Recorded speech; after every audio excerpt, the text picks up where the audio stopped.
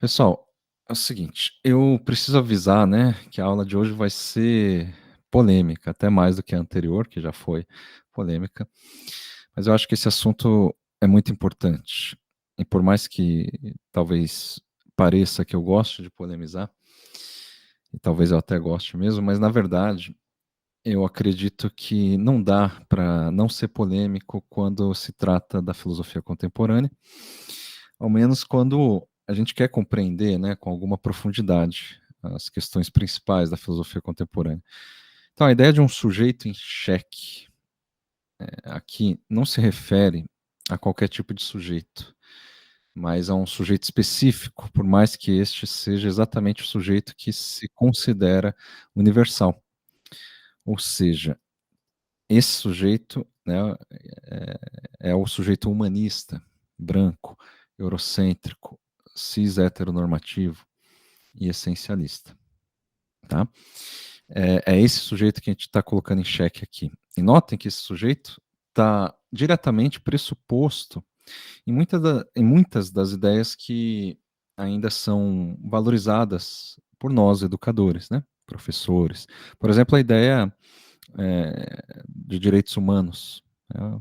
Esse sujeito humanista está pressuposto nos direitos humanos, que vale lembrar é uma versão dos chamados direitos naturais do homem, né? Que provém da Revolução Francesa. Mas esse sujeito humanista também está pressuposto nas ideias de autonomia, de emancipação crítica, por meio da educação formal. Né?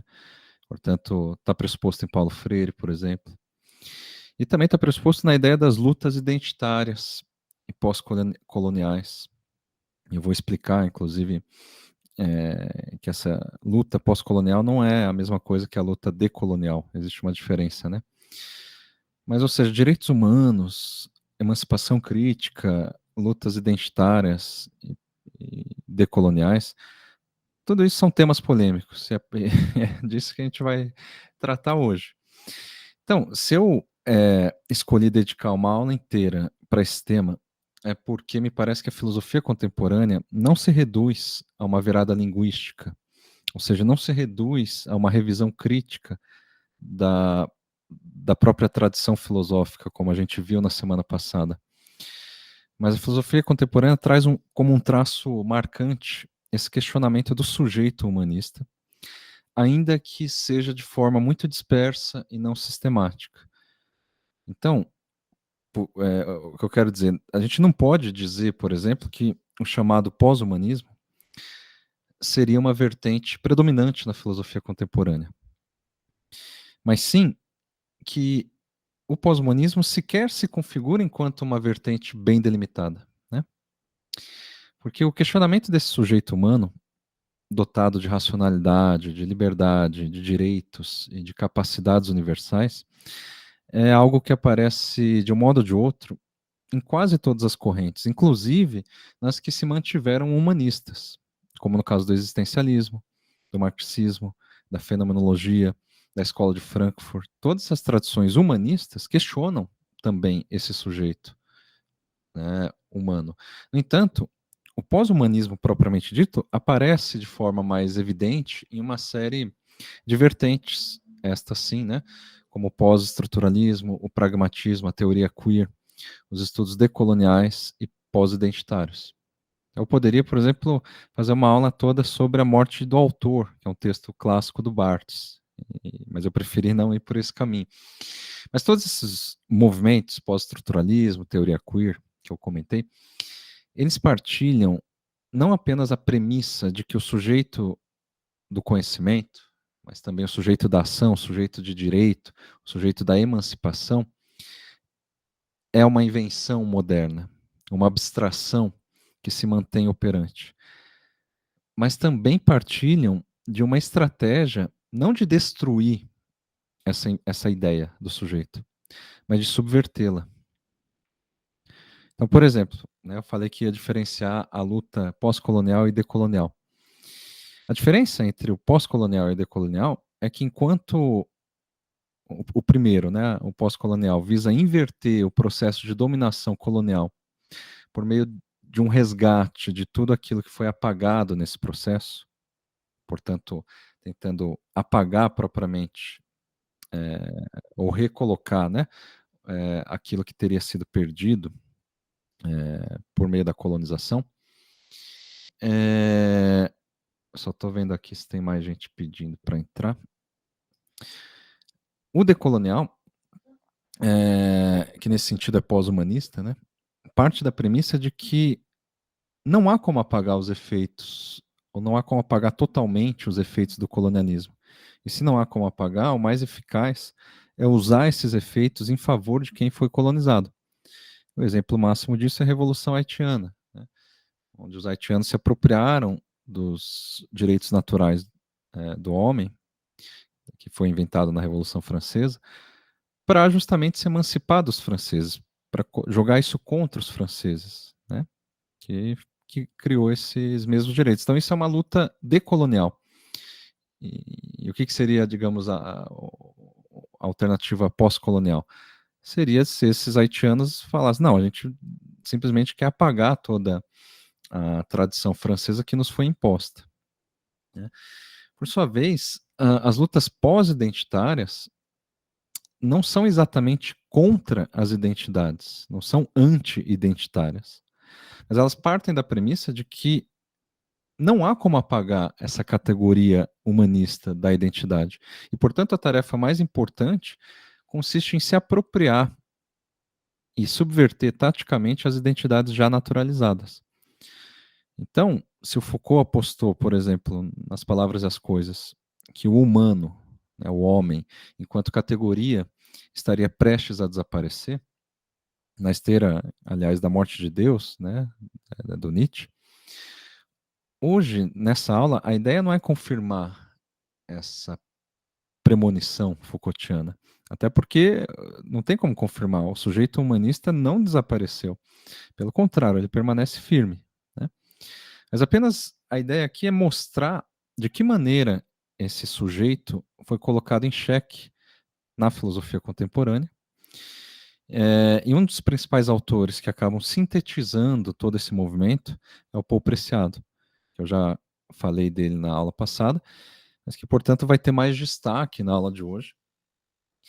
E minha estratégia vai ser mostrar mais exemplos de casos e autores e coisas mais situadas, né, do que exatamente mostrar teorias e ideias. Mas o importante é a gente perceber que esse questionamento do sujeito, né, se de um lado ultrapassa a questão da linguagem e, portanto, ultrapassa a virada linguística, de outro acaba possibilitando o que a gente vai ver na semana que vem, que são as viradas ontológicas. E ali eu vou dar mais destaque na semana que vem a filósofos como Flusser e o Bruno Latour. Tá? Deixa eu avançar aqui, tem que lembrar que eu só consigo avançar mudando de aba, né?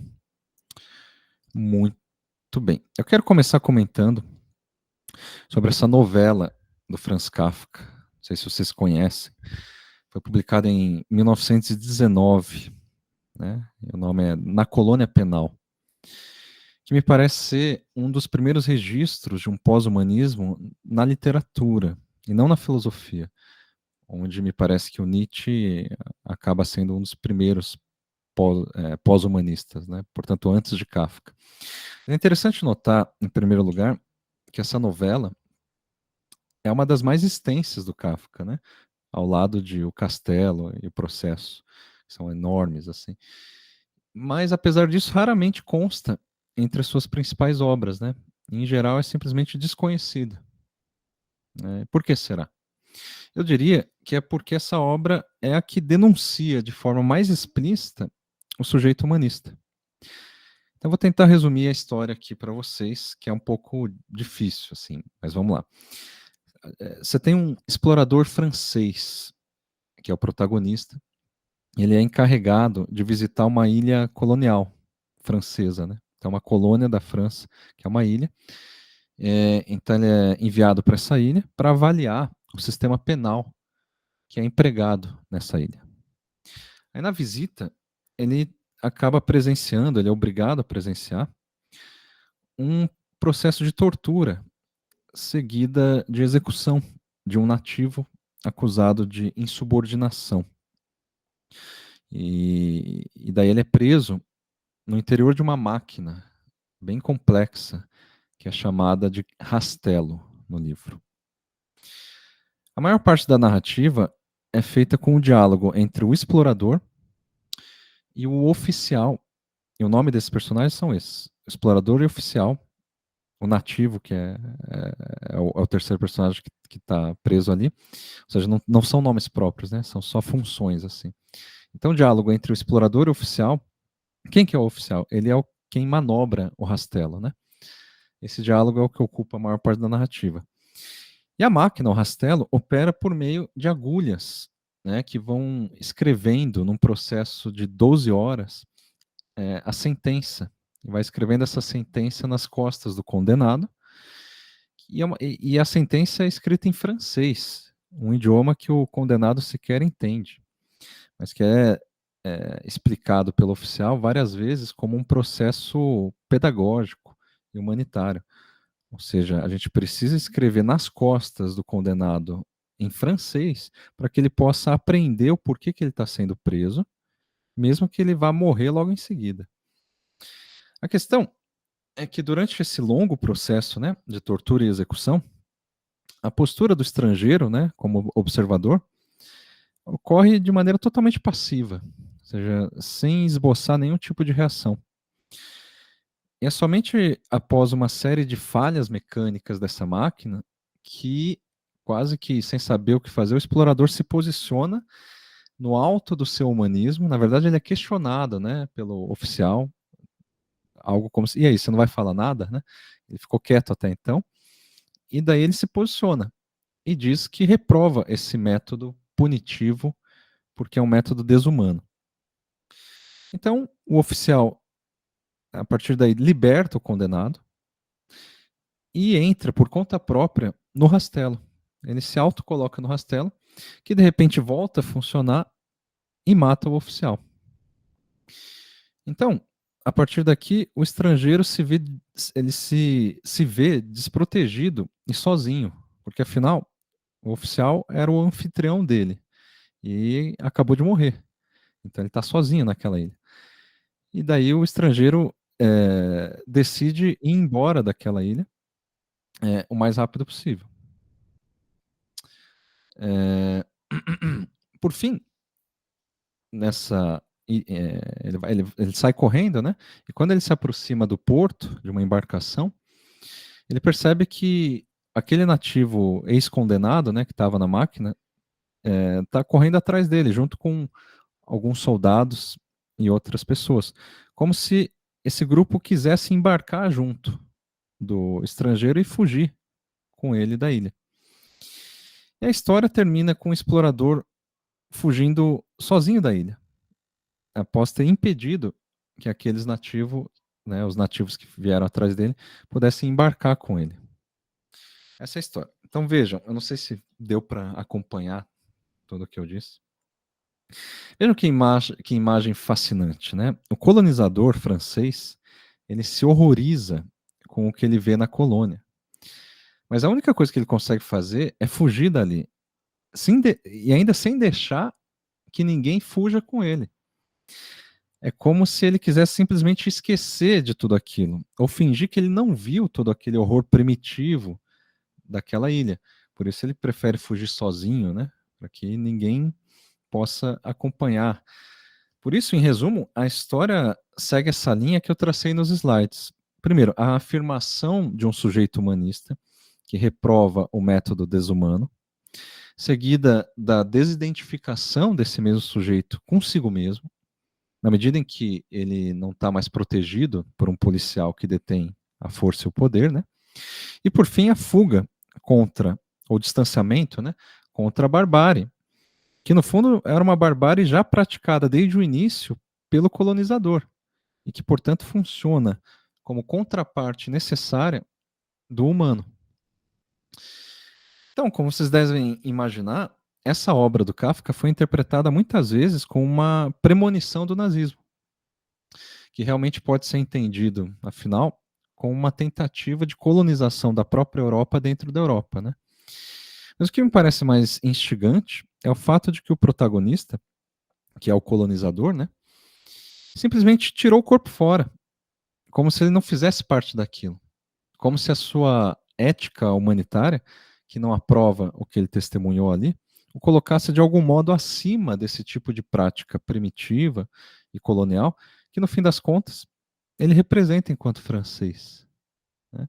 Então percebam que o alvo da crítica do Kafka não é tanto a colonização em si, mas antes a consciência humanista do colonizador, que é capaz de não se reconhecer nessas práticas colonizadoras, a ponto de reprová-las e ao mesmo tempo fingir que ele não tem nada a ver com isso.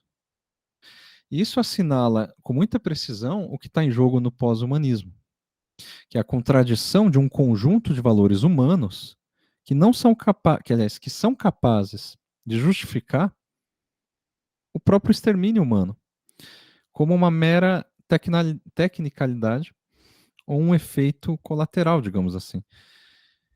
Então, notem que isso já não diz respeito apenas à linguagem, à ideologia, à questão da verdade enquanto fato ou construção, ou seja, já não diz respeito a todo o debate suscitado pela virada linguística, né?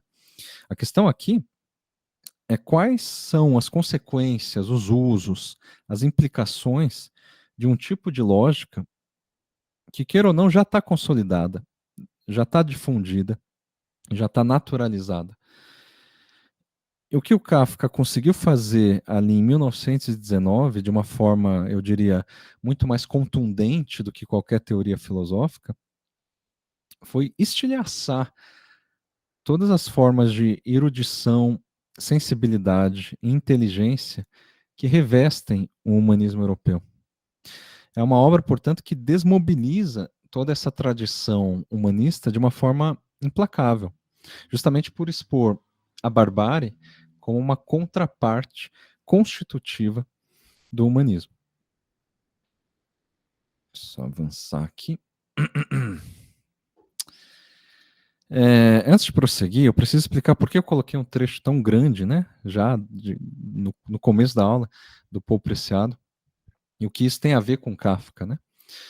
Pois bem, a gente precisa problematizar uma reação muito fácil que a gente tem diante da narrativa na colônia penal do Kafka, né? Que a gente pode facilmente dizer que a gente não tem nada a ver com isso. Quer dizer, o Kafka escreveu isso em 1919, já faz mais de 100 anos, né? E nós somos um povo colonizado e, portanto, não temos nada a ver com isso. Basta a gente parar de ler e idolatrar autores europeus, como o próprio Kafka, que daí a gente não cai em nenhuma contradição humanista e colonizadora. E aqui eu já questiono, será mesmo? Né? Por isso que eu fiz questão de colocar nesse slide essa espécie de poema chamado Fake Old News, né? Que eu gostaria de ler junto com vocês. Que o poema se situa num capítulo chamado Truth is Out of Joint, que seria algo como A Verdade Está Fora de Questão, né, do livro Disforia Mundi. Por quê? De novo, eu acho interessante esse trecho, para problematizar essa ideia de que nós estaríamos distantes desse humanismo europeu e, portanto, que nós não temos como cair na mesma contradição que o Kafka aponta na colônia penal. Então vamos ler juntos aqui. Paul Preciado, Fake Old News.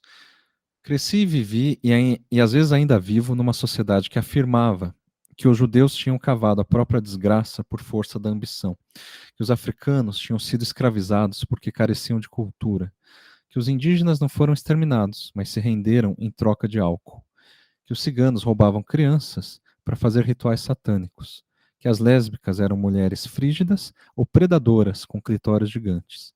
Uma sociedade que apresentava como medida preventiva a reclusão institucional de pessoas consideradas doentes mentais. Uma sociedade que chamava de puta a mulher que se deitava com um homem antes de casar, e de muito homem aquele que se deitava com todas as mulheres possíveis antes de casar. Uma sociedade que chamava de doentes pedófilos os gays que praticavam sexo consentido, e que chamava de pais ou padres os pedófilos que buscavam dos próprios filhos que abusavam dos próprios filhos, fossem eles biológicos ou eclesiásticos. Uma sociedade onde a violência de Estado era uma prática patriótica e onde se recusar a cumprir o serviço militar era um crime. Uma sociedade que considerava psicopata ou disfórica uma pessoa que quisesse mudar de sexo, ou que afirmasse não pertencer a nenhum dos dois sexos do sistema binário. Uma sociedade na qual uma mulher que dizia ter sido estuprada era tida como uma piranha mentirosa. Uma sociedade em que uma mulher que afirmasse a um psicólogo ter sofrido abusos sexuais por parte do próprio pai sofria de um complexo de Édipo. Uma sociedade onde questionar o poder patriarcal do varão no âmbito familiar era arriscar-se a ser excluído. Uma sociedade na qual o imigrante era visto como ameaça à identidade nacional e tratado como um criminoso fugitivo sem documentos. Uma sociedade em que uma mulher usando véu era descrita como radicalizada ou sob a influência de formas de coerção fanáticas. Uma sociedade em que uma pessoa de confissão ou origem muçulmana era tida como terrorista em potencial. Uma sociedade em que a monogamia em série, com interlúdios de infidelidade, era a forma privilegiada de relação social e sexual. Uma sociedade onde era normal que os pobres e os não brancos fossem obrigados a abandonar os filhos que os ricos e os brancos adotavam. Uma sociedade onde os que afirmavam que a pornografia era má e asquerosa eram os mesmos que a consumiam. Uma sociedade onde os que defendiam a abolição da prostituição eram os mesmos que perseguiam as mulheres para forçá-las a fazer trabalho sexual gratuito. Uma sociedade onde os sacerdotes sexualmente abusivos eram considerados como homens honestos, aos quais se devia confiar a educação das crianças desde a mais tenra infância. Uma sociedade onde os animais eram criados e sacrificados em condições industriais. Uma sociedade em que comer animais mortos era considerado saudável. Uma sociedade onde era possível legitimar a destruição ecológica em nome do crescimento econômico. Uma sociedade onde a energia nuclear era limpa, onde o exército era nobre e onde papai e o Estado, por mais safados que fossem, sempre tinham razão, fake old news. Tudo isso tinha uns 30 anos, ou só 3 anos, ou 3 meses, ou 3 dias, ou 3 minutos, em alguns contextos. Tudo isso não era fake news, era a realidade. Agora eu pergunto, alguém aqui seria capaz ainda de dizer que a gente não tem nada a ver com estudo? Afinal, Paul Preciado é espanhol e, portanto, europeu, né? E a gente é brasileiro, um povo latino-americano colonizado. Então a gente não tem nada a ver com o que ele está falando aqui. Mas, por exemplo, quando a gente considera perigoso os discursos negacionistas contra a ciência, né? A gente está defendendo o que exatamente? A verdade científica, claro. Mas essa verdade estaria acima de qualquer questão política e colonial? A verdade científica estaria acima de qualquer contradição?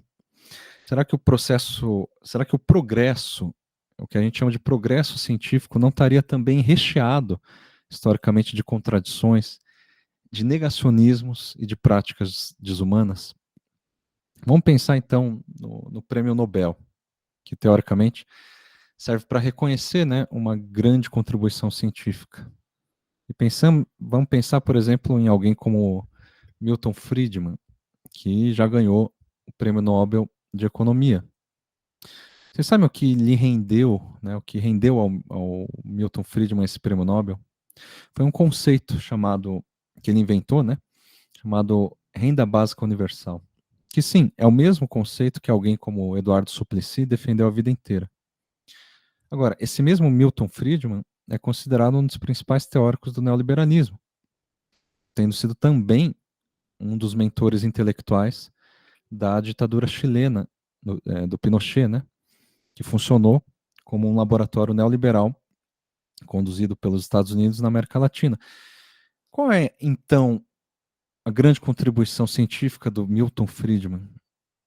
É a renda básica universal, claro, que, no entanto, é inseparável desse contexto ditatorial, percebe? Mas alguém pode questionar isso, né? Alguém pode dizer, como a Natália Pasternak, que a gente falou na aula passada, que economia não é nem ciência, né? Então eu vou trazer outro exemplo. Assim, um cientista chamado Fritz Haber, ele ganhou o Prêmio Nobel de Química. Química, é difícil dizer que não é que ciência, né? Ele ganhou o Prêmio Nobel de Química em 1918, mesmo depois de ter conduzido o primeiro genocídio químico da história, durante a Primeira Guerra Mundial. E não dá para dizer que uma coisa não tem nada a ver com a outra, porque a descoberta que lhe rendeu o Prêmio Nobel foi justamente a mesma que permitiu esse genocídio químico, né? Um último exemplo, para eu não me estender, tem um médico português chamado Antônio Egas Muniz, que também ganhou um prêmio Nobel, no caso de medicina, em 1949. Por quê? Porque ele criou um método chamado lobotomia, que em menos de 10 anos caiu em desuso e foi condenado pela medicina. Ou seja, eu só estou tentando mostrar e insistir, na verdade, né, o que eu disse na aula passada, que tudo aquilo que a gente considera verdadeiro, científico, factual, concreto, nunca é tão simples assim.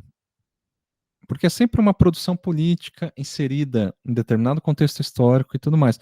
E a questão principal é que nada nos autoriza a pensar que a ciência atual e as pesquisas atuais que nós conduzimos na academia já estariam isentas de qualquer contradição política, social e ideológica. Pelo menos do ponto de vista pós-humanista, é isso que a gente tem que considerar antes de tudo. A gente não chegou num progresso, nem existe progresso, né? E num ponto em que a gente já conseguiu superar todas essas contradições. Avançando aqui. Agora vejamos como o Preciado, no final do mesmo capítulo do trecho que a gente leu agora há pouco, desloca esse debate em torno da verdade para um questionamento que é propriamente pós-humanista. Abro aspas.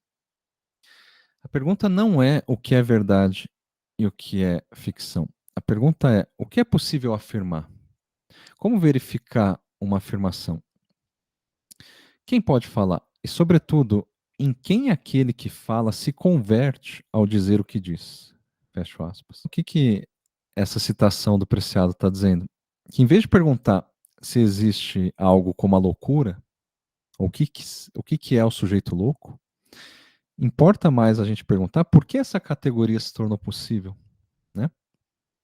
Mas esse trecho não quer dizer só isso. Ou seja, em vez de perguntar se existe a loucura e tal, como é que essa categoria passou a existir? Eu acho que a última pergunta ali, essa última frase do trecho, é certamente a mais difícil de. Compartilho sim, Vinícius. A mais difícil de compreender. Mas vamos ver como ela é enunciada. De novo, em quem aquele que fala se converte ao dizer o que diz? A pergunta pressupõe que há um tipo de conversão pela fala. E ela levanta a questão de que no que a gente se converte quando a gente fala algo. E a resposta pode ser dita de maneira simples. A gente se converte na pessoa que disse isso, na medida em que, antes de dizermos isso, ainda não éramos essa pessoa que disse isso. Esse é o pressuposto pós-humanista que é um tanto difícil de assimilar. Não há, portanto, um sujeito prévio e separado daquilo que ele diz, e daquilo que ele pensa, e daquilo que ele faz. O sujeito só se torna alguém, ele só se torna efetivamente um sujeito no próprio ato de se dizer sujeito, e de dizer o que ele diz, e de pensar o que ele pensa, e de fazer o que ele faz. Isso significa que não há um sujeito colonizador, por exemplo, e um sujeito colonizado antes ou separados do processo colonial em si.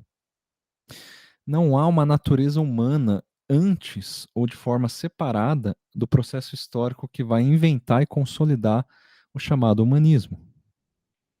Não há fake news ou negacionismo antes ou de forma separada do estabelecimento de uma verdade científica e factual. Então, a verdade, a mentira, a natureza humana, o sujeito, tudo isso só passa a existir na medida em que é dito, praticado e utilizado de algum modo. E essa condição indissociável entre o que somos e o que fazemos é uma premissa pós-humanista que a gente pode encontrar com mais clareza em Nietzsche. ao qual eu vou ter que retornar mais uma vez aqui e eu peço desculpas, né? Porque parece que a gente sempre retoma esse maldito. E veja, eu falei que ia ser polêmica a aula de hoje, certo? Avisei. E não é à toa que o subtítulo da genealogia da moral é Uma Polêmica. E eu fiz questão de inserir aqui uma foto igualmente polêmica do Nietzsche, né? Porque segundo essa tese da genealogia da moral, aquilo que hoje chamamos de campo progressista, por exemplo, ou de esquerda, permanece preso tanto na moral cristã quanto na moral humanista e, portanto, partilha de uma série de valores com o liberalismo, o utilitarismo e com toda a pequena burguesia. É esse tipo de polêmica que faz com que Nietzsche seja tão rechaçado até hoje. Mas vamos lá, na aula anterior, como Nietzsche encara a verdade como algo indissociável do valor moral. É isso que eu quis destacar na aula anterior. Agora a gente precisa entender outro conceito, que é o da força, como uma espécie de combustível dos valores morais. Mas a dificuldade de se entender essa ideia de força se dá porque o Nietzsche adora ser polêmico. Então, assim, logo na primeira dissertação da genealogia da moral, o Nietzsche propõe uma fábula extremamente polêmica para exemplificar, ou para explicar, melhor dizendo, a diferença entre os fortes e fracos. Ele nos pede para imaginar um lugar em que há um rebanho de ovelhas, é, é, que é o tempo todo almejado por aves de rapina. Então é isso, você tem um rebanho de ovelhas e as aves de rapina. E que naturalmente as aves de rapina são mais fortes que as ovelhas, pelo simples fato de que elas se alimentam das ovelhas. Daí ele vai dizer que com o passar dos séculos, né, com o passar do tempo, as ovelhas não apenas se rebelaram contra as aves de rapina, como também elevaram a sua fraqueza de ovelhas a uma verdade hegemônica, o que ele vai chamar de moral ressentida ou moral escrava, que é a mesma que ele está explicando a moral cristã, a moral progressista, humanista, é, marxista e tudo mais. Mas o fato é que, na prática, as aves de rapina, ele continua explicando, nunca deixaram de existir. E mais do que isso, elas continuaram a se alimentar das ovelhas. Muito bem, essa é certamente a coisa mais polêmica que o Nietzsche já escreveu. Até porque a ave de rapina se tornou posteriormente um dos símbolos nazistas, né? Um dos maiores símbolos do nazismo. Mas em nenhum momento ele diz que a verdade das aves de rapina, ou que a moral das aves de rapinas, é melhor do que a das ovelhas. E o ponto central é este que eu destaquei no slide, quando Nietzsche explica que, abro aspas, o povo discrimina, ou seja, distingue, separa a força e as expressões da força, como se por trás do forte houvesse um substrato indiferente que fosse livre para expressar ou não a força. Mas não existe um tal substrato. Não existe ser por trás do fazer, do atuar, do devir. O agente é uma ficção acrescentada à ação. A ação é tudo. Fecha aspas. Agora notem como esse trecho faz toda a diferença naquela fábula das aves de rapina contra as ovelhas. Porque agora os conceitos de forte e fraco já não indicam uma suposta essência ou uma natureza prévia, mas apenas diferentes usos da força. Lembram que na aula anterior eu expliquei que a noção de poder em Foucault nada mais é do que relações e usos da força. Ou seja, não é uma coisa de opressão, de exploração. E aqui a gente tem algo muito similar. O forte é simplesmente aquele que usou mais força. E o fraco é aquele que usou menos força. Portanto, a ave de rapina não existe como tal antes de exercer a sua força contra as ovelhas. Então, a ave de rapina não existe, ou a força dela não existe de maneira separada dessa ação. Inversamente, as ovelhas não existem como tais antes de estarem sujeitas à força das aves de rapina. Portanto, não existem de maneira separada, ou a fraqueza delas não existe de maneira separada dessa força. As ovelhas e as aves de rapina são indissociáveis do campo de batalha em que elas estão em oposição. Aí o Nietzsche vai dizer que nesse contexto muito situado, quando uma ovelha afirma a sua própria fraqueza em termos de identidade, natureza ou virtude, isso acaba justamente favorecendo as aves de rapina, que vão dizer algo como: nós não temos nada contra essas ovelhas virtuosas, né? Essas boas ovelhas. Pelo contrário, elas são as melhores. Nada é mais delicioso do que uma ovelha que se coloca no seu lugar. Com isso, o Nietzsche está dizendo que a moral judaico-cristã, humanista e progressista, será sempre impotente, justamente porque acredita que a sua fraqueza é natural, é uma virtude, é uma essência imutável. Em seus termos, ainda no parágrafo 13, ele diz o seguinte: eu separei aqui, mas não coloquei no slide, abro aspas. O sujeito, ou falando de modo mais popular, a alma, foi até o momento o ponto mais sólido artigo de fé sobre a Terra, talvez por haver possibilitado a grande maioria dos mortais, aos fracos e oprimidos de toda espécie, enganar a si mesmos, com a sublime falácia de interpretar a fraqueza como liberdade e o seu modo de existir como um mérito. Fecho aspas. O que é um mérito? Afinal, se não uma ovelhinha esperta que de repente resolveu ajudar as aves de rapina a controlar todas as outras ovelhas. Essa ovelhinha esperta tem o mérito de não ser morta, pelo menos ainda, né, enquanto ela for útil para as aves de rapina. Esse é o mérito. Isso significa que a noção liberal de um sujeito livre e responsável por seus atos e, portanto, passível de obter méritos individuais e ser reconhecido como bom, honesto e justo, só vai existir em um contexto em que esse mesmo sujeito já está sujeitado a uma força maior que ele. Percebam, então, que isso é uma recusa por parte do Nietzsche de se tomar os valores como forte e fraco como naturezas, como um dado natural. Mas justamente é uma forma de identificar, né, é isso que ele quer na genealogia da moral, identificar as condições do surgimento desses valores. Essas condições remetem sempre à ação, ou melhor, ao campo de ação em que os diferentes sujeitos estão envolvidos. E esse tipo de abordagem pragmática, já que é pautada na ação, também vai aparecer em William James, em Whitehead, em Bruno Latour. No caso do Bruno Latour, a teoria ator-rede, por exemplo, é pautada nesse mesmo princípio nietzschiano de que o agente da ação é uma ficção acrescentada à ação. Portanto, não é que o sujeito humano, sendo uma ficção acrescentada, não existe. Pelo contrário, ele passa a existir junto com a ação que ele produz. Ou seja, não é que a loucura não existe, mas isso não quer dizer que ela não exista. Ela passa a existir. E o problema é quando a gente faz essa separação entre o sujeito e a ação, entre a verdade e o contexto que produziu essa verdade.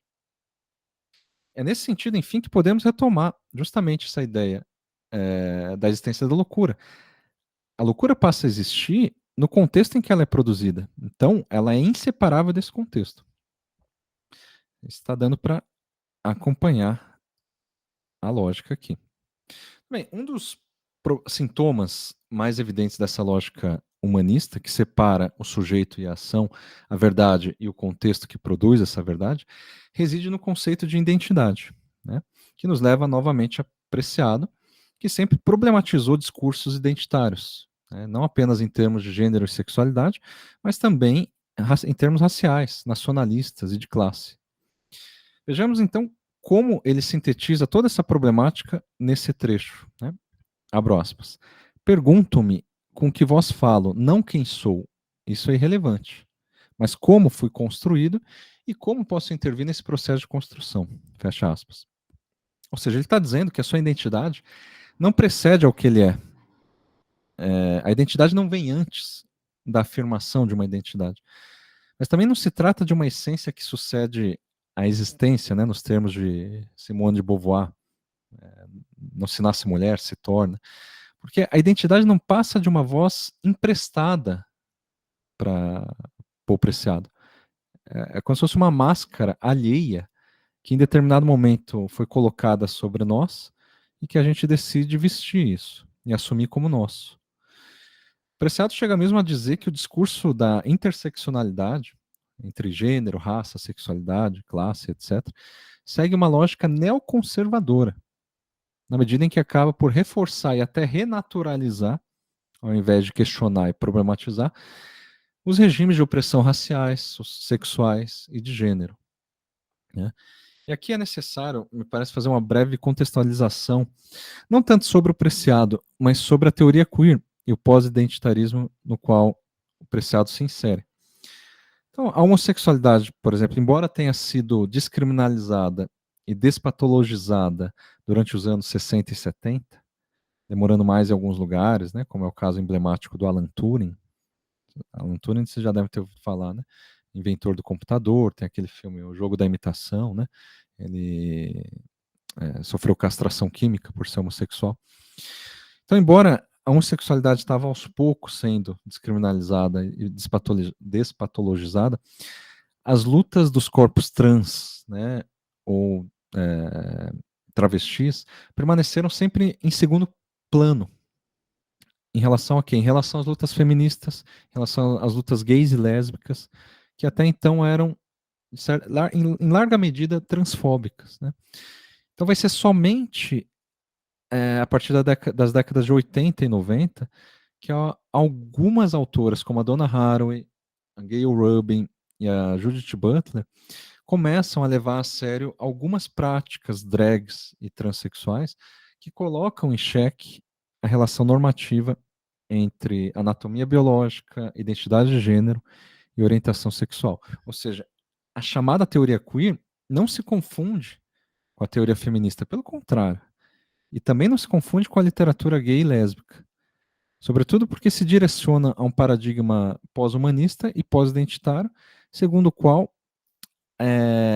a escolha e a formação de uma orientação sexual vem antes do que uma questão de identidade de gênero. E é nesse paradigma que né, da teoria queer, do pós-humanismo e do pós-identitarismo, que o Paul Preciado se situa. Né? Além disso, a gente precisa lembrar que ao longo da década de 90, né, com a chamada epidemia gay, que é a AIDS, né, isso no sentido totalmente pejorativo e ficcional, né, a gente sabe. Nessa época, os corpos trans foram se tornando símbolos do quê? Das grandes ameaças aos valores humanistas da modernidade. E o que hoje a gente chama de extrema-direita acaba partilhando com boa parte da esquerda todo um esforço de salvaguardar esses mesmos valores humanistas, que já se viam ameaçados na década de 90. Então, só para citar um exemplo, em 2020, quer dizer, 4 anos atrás, agora, uma psicanalista francesa chamada Elisabeth Roudinesco, não sei se já ouviram falar, que é uma lacaniana que se auto-intitula social-democrata, portanto progressista, ela disse, no meio da pandemia, que a gente estaria vivendo também, não só a pandemia, mas uma epidemia trans, nos termos dela, referindo-se ao aumento de crianças trans que estariam infectadas pelo proselitismo queer e transgênero. E notem, os mesmos argumentos são utilizados pela direita nacionalista na Espanha, na Polônia, na Hungria, na Rússia e no Brasil. Onde, no Brasil, adivinhem quem defende a Roudinesco? Sim, a Natália Pasternak, a defensora da ciência. A Pasternak já chegou a dizer que essa epidemia de crianças transexuais deveria ser encarada com uma urgência sanitária, ou seja, que deveria haver políticas públicas com procedimentos médicos e psiquiátricos para conter isso que ela chama de patologia. Então, notem o quanto é importante para Preciado dizer que as identidades preexistem, aliás, dizer que as identidades não preexistem às práticas que as discriminam e as oprimem, mas justamente o contrário, são essas práticas de discriminação que produzem as identidades. Então, se a gente avançar para o próximo slide, eu até vou avançar já. Veremos justamente as implicações disso nas lutas identitárias. Então, abro aspas. Assim, por exemplo, o patriarcado não é uma forma de poder que se exerce sobre o corpo das mulheres já existentes. Assim como a violência de Estado não opera sobre um povo já existente, nem a violência médico-legal sobre um sujeito transexual já existente. Ao contrário, os sujeitos políticos, mulher, povo ou transexual, são ao mesmo tempo o efeito material dessas forças e da resistência a essas forças. Fecho aspas. Então, o próprio Paul Preciado, segundo ele, não nasceu como um homem no corpo de mulher. Ele se tornou transexual na medida em que ele resistiu a uma série de práticas discriminatórias que o forçavam a se ajustar a um corpo, a um gênero e uma orientação sexual supostamente natural. Então ele não nasceu como uma identidade de gênero que veio no corpo errado. Ele se torna transexual como resultado dessa ação de opressão, mas também como resultado da resistência, da reação dele. E aqui a noção de disforia, né, que intitula esse último livro dele, é útil para a gente entender o que ele está chamando de identidade. Etimologicamente, disforia significa o contrário de metáfora, ou seja, como uma metáfora que não deu certo. O que é metáfora? É transferir algo de lugar, é transpor, né? Ou incorporar. A disforia, portanto, é a dificuldade de transpor ou incorporar algo. Por isso que, enquanto categoria médica, a disforia acaba abrangendo toda sorte de condição instável, imprevisível e mutante. Agora, quando o Preciado se apropria dessa categoria médica, da disforia, ele faz isso justamente para dizer que toda identidade sempre funciona como uma disforia. Inclusive, a identidade heterocisnormativa. Porque é como uma máscara que nunca se encaixa perfeitamente no nosso rosto. E é nessa inadequação disfórica das identidades que o Preciado indica uma potência, né, ou ele identifica uma potência política de dissidência e de desidentificação, portanto, na contramão das políticas identitárias. Porque justamente num contexto de recrudescimento que a gente vê hoje das identidades, ou seja, com a ascensão da extrema-direita, que é sim um movimento identitário, né, a guerra na Ucrânia, a guerra no Oriente Médio, o que sempre chamamos de uma sociedade democrática e humanista vem assumindo cada vez mais uma feição o quê? Racista, colonial, patriarcal, extrativista, em suma desumana. Mas a questão a ser feita já não é tanto como o humanismo nos desumanizou, né? Que parece que o Kafka fez essa pergunta na coluna penal. Mas agora a gente tem que perguntar o seguinte: sabendo que essa barbárie kafkiana sempre foi a contraparte necessária do humanismo, o que a gente pode fazer a partir dessa compreensão? E aqui a gente vai avançando nas polêmicas, né? Pode parecer que eu dei um salto muito grande entre o Nietzsche e o Preciado, né? Nesses últimos slides. Então vamos voltar até metade do século XX, porque a meu ver, alguém como Frantz Fanon não apenas se inseria nesse paradigma pós-humanista e pós-identitário, como eu acho que ele também forneceu uma estratégia política muito forte ao se apropriar de um princípio que eu estou chamando aqui de princípio da inexistência, que é um princípio humanista, segundo o qual muitos que existem não deveriam existir ou não existem de forma plenamente humana. Ele se apropria esse princípio humanista justamente para subverter ele de maneira pós-humanista. Mas vamos lá, um breve contexto para quem nunca ouviu falar do Fanon. Ele nasceu na Martinica, né, colônia francesa.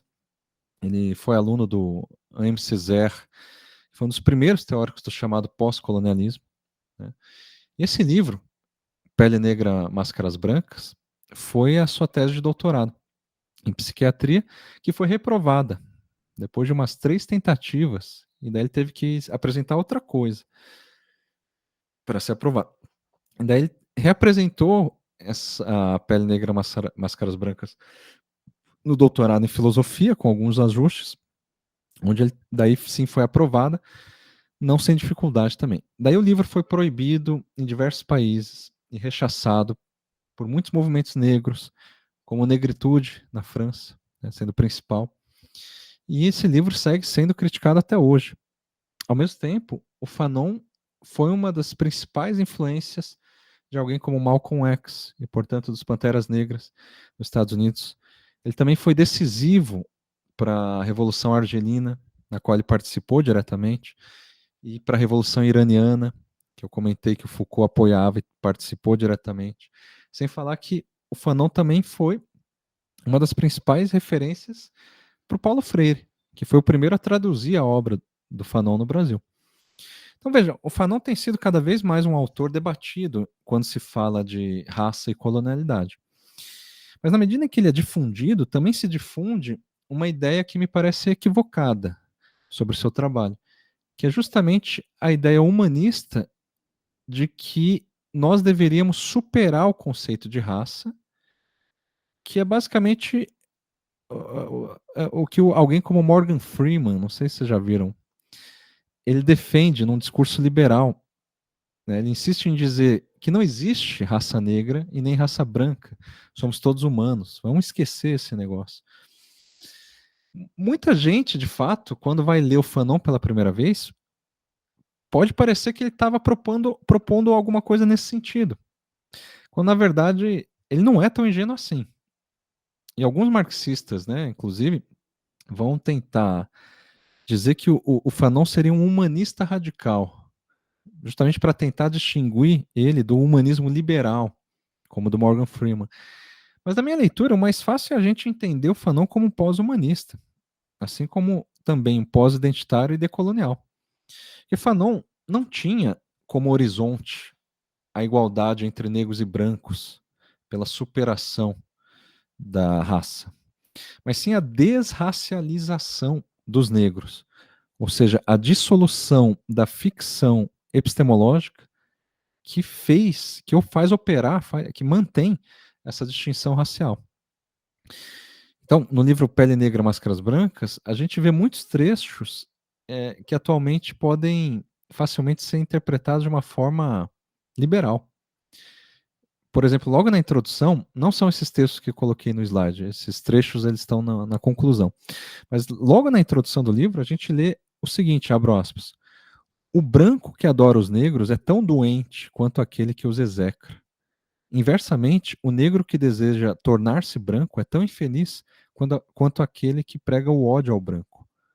O negro não é de jeito nenhum mais nobre ou amável que o branco. E, na verdade, o que é necessário é libertar ambos. Fecha aspas. O que ele quer dizer aqui? Que quem odeia o branco é igual àquele que odeia o negro? Não, o raciocínio de Fanon tem um nível de complexidade muito maior do que as questões que geralmente são atribuídas a ele. Por exemplo, a ideia de racismo estrutural, que em nenhum momento aparece na obra dele. Ou mesmo a ideia da apropriação cultural. Ou seja, quando um homem branco como eu fala sobre racismo e de Frantz Fanon, isso não deveria sequer ser permitido, porque eu nunca vou entender o que significa o racismo. Essa é a ideia de apropriação cultural, né? Então essas questões, elas partem de uma premissa humanista e essencialista sobre o que é ser negro e o que é ser branco, ou seja, como se existisse uma natureza negra a priori e uma natureza branca a priori. O Fanon não parte dessa premissa porque ele compreende que a distinção entre branco e o negro só existe no seio de uma sociedade burguesa e colonial, sendo a raça, portanto, um conceito inventado pelo poder colonial. Então, antes do século XVI, afinal, o conceito de raça não existia. Né? E na perspectiva do Fanon, o negro só passa a existir negativamente em relação ao branco. Ou seja, o branco é o sujeito universal e o negro um não sujeito, um não branco, um não humano. O próprio título do livro, Pele Negra, Máscaras Brancas, já explicita a ideia de que a pele negra é uma máscara branca, ou seja, o negro só existe sob o olhar do branco, sob o olhar sanguinário do vigia, né? E portanto, o negro somente pode ser legitimado quando tenta imitar o branco, se apresentar como branco, pensar como branco, se comportar como branco. Então, A desigualdade racial não deve pressupor duas raças pré-existentes, mas deve indicar o processo histórico pelo qual essa diferenciação foi praticada e amplamente utilizada. Não haveria, portanto, uma condição ontológica, natural ou biológica do branco ou do negro, né? E nesse sentido, a raça não existe, é como a loucura não existe. Por outro lado, o negro passa a existir, assim como a loucura passa a existir, de forma inferiorizada socialmente, política, institucional e culturalmente. Isso em relação ao branco, no interior de um processo histórico de colonialismo, de escravidão, de acumulação do capital e tudo mais. E qual seria a vantagem dessa perspectiva fanoniana em relação ao identitarismo racial? Justamente o horizonte de desracialização, o que não equivale a uma superação do racismo histórico, mas apenas a explicitação do caráter artificial desse processo e também do problema que é naturalizar esse processo. Agora, é claro, eu acho importante dizer, a proposta do Fanon não impede o que a gente poderia chamar de um identitarismo tático, no sentido de a gente afirmar e valorizar uma identidade negra com o objetivo de combater o mito de que o negro não possui uma história, que o negro não possui filosofia, combater o mito de que as religiões de matriz africana são primitivas, ou o mito de que os negros escravizaram outros negros. De fato, a maneira mais imediata e eficaz de combater todos esses mitos que reforçam uma inferioridade negra é por meio da afirmação de uma identidade forte negra, de uma tradição ou de uma negritude. Isso é uma tática não apenas legítima, mas eu diria inevitável, uma vez que não há como você resetar toda a história e apagar os valores humanistas que historicamente nos constituem. O Fanon ele não considera esse essencialismo tático suficiente, porque isso ainda preservaria, segundo ele, a identidade branca universal, que pode até reconhecer como legítima uma identidade negra, mas nunca vai adotar essa identidade como um parâmetro universal. E também o Fanon não pretende apagar essa diferenciação e dizer algo como todos somos humanos, né, como Morgan Freeman. Ao contrário, ele quer expor e denunciar o quanto essa diferenciação artificial foi e continua sendo naturalizada. Em outras palavras, para ele não faz sentido insistir em um conceito humanista como o de raça quando a gente quer combater o processo de desumanização do negro. Então perceba, quando Fanon critica, por exemplo, o movimento francês da negritude, é porque esse movimento fetichiza a raça negra não como uma criação do poder burguês e colonial, mas como uma natureza que sempre existiu. E o Fanon não acredita que essa premissa da negritude tenha potencial emancipatório e revolucionário, justamente porque ela ainda se situa no humanismo. Ainda, né, é uma crítica à essencialização, como a Aline colocou. Novamente, eu preciso insistir, não se pode acreditar que é possível sair do humanismo da noite para o dia. Eu acho que o Fanon não acreditava nisso. Até porque o racismo segue firme, né? A população negra segue sendo cada vez mais explorada e oprimida. Não precisa argumentar quanto a isso. Então, o identitarismo tático também continua funcionando e sendo necessário como uma prática de resistência. Assim como o resgate da história da população negra, que continua sendo sistematicamente negada nos relatos hegemônicos, também precisa ser feito, né? Também precisa ser resgatado. Já leio ali, Adriano. Mas o principal ponto que eu quero destacar é que se o Fanon tem como horizonte a desracialização das relações humanas, isso não se confunde com o humanismo liberal do tipo somos todos humanos, então vamos parar de falar de raça. É, portanto, um pós-humanismo que reconhece que a população negra já tem, há muito tempo, a sua humanidade negada pela condição de exploração e opressão que se materializa principalmente no conceito de negro, enquanto um desvio, uma versão primitiva e uma versão incompleta do branco, né? A estratégia do Fanon, me parece, não é tanto a de afirmar a humanidade do negro, mas antes a de mostrar que a desumanidade que constitui essa distinção humanista entre brancos e pretos é justamente o que permite a gente pensar ainda na ideia de alguma humanidade. É uma contraparte, de novo. Essa leitura acaba contradizendo a influência existencialista do Fanon, né? O Fanon foi muito influenciado por Sartre, pela Simone de Beauvoir, mas também ele teve influência da psicanálise, da fenomenologia hegeliana e do marxismo, ou seja, ele foi influenciado por uma série de tradições o quê? Humanistas. E por isso essa leitura que eu estou dando pode ser questionada, né? E na verdade, geralmente é questionada. Mas eu acredito que o Fanon ele problematizou radicalmente a premissa humanista dessas tradições, que é a premissa de um sujeito racional, livre e universal, que para Fanon é um elemento racista também e colonial.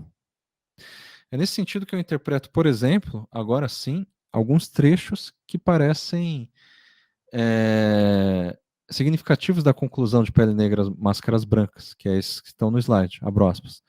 Não fui eu quem criou um sentido para mim. Esse sentido já estava lá, pré-existente, esperando-me. Devo me lembrar a todo momento de que o verdadeiro salto consiste em introduzir na existência a invenção. O negro não existe, não mais que o branco. E eis aqui o princípio da inexistência como estratégia política, que é o que eu tentei aqui destacar no Máscara Negra, aliás, Pele Negra, Máscaras Brancas. Pois bem, se o Fanon investiu no princípio de inexistência como estratégia política, eu também quero comentar de uma filósofa feminista e pós-identitária, chamada Elsa Dorlan, não sei se vocês já ouviram falar, que tem investigado, ela ainda é viva, sobretudo nesse livro chamado Autodefesa, ela investiga de onde vem esse ímpeto de fazer da identidade o eixo fundamental de parte significativa das arenas políticas contemporâneas. E até a tese dela é que, grosso modo, esse ímpeto identitário nasce no bojo da autodefesa enquanto uma suposta necessidade política que é, ao mesmo tempo, mobilizante e desmobilizante. Um exemplo que eu acho muito bom que ela apresenta para ilustrar essa ambiguidade do mobilizante e desmobilizante, se referindo à autodefesa, mas também aos movimentos identitários, são as campanhas institucionais contra a violência doméstica e o feminicídio. Então, ela analisa uma série de campanhas publicitárias, né, contra o feminicídio, ou para conscientizar sobre isso, a violência doméstica, e ela demonstra como a grande maioria dos cartazes e dos vídeos dessas campanhas representam a mulher enquanto vítima, a mulher com o olho roxo, sangrando, portanto, reforçando a impotência de sua condição, ou de sua suposta condição. Né? Logo, o efeito desejado, que aí você combater o feminicídio, acaba saindo pela culatra, porque além de naturalizar uma fragilidade supostamente natural das mulheres, também enaltece justamente o contrário disso, ou seja, a suposta força natural do homem, né? Ela vai chegar a argumentar que esse tipo de abordagem publicitária pode até incitar mais violência, funcionando como uma espécie de apito de cachorro. Mas vejam, o argumento dela é mais complexo que isso. Isso é só um exemplo assim introdutório, e eu vou tentar resumir. Na primeira metade do livro, ela delineia os processos históricos de formação dos discursos liberais que legitimam o exercício da autodefesa. E na segunda parte do livro, ela se debruça nas práticas minoritárias de autodefesa, ou seja, autodefesa por parte de grupos historicamente deslegitimados. Então, de um lado, ela começa mostrando como a necessidade de se defender aparece no contexto liberal humanista como uma contraparte necessária da proteção que o Estado moderno se propõe a oferecer. O que isso significa? Isso quer dizer que a sensação de empoderamento que uma arma, por exemplo, né, fornece ao indivíduo é necessariamente enganosa, porque no fundo serve para reforçar a necessidade que esse indivíduo tem de contar uma hora ou outra com uma segurança estatal organizada e mais poderosa que ele, que é a própria arma que ele porta.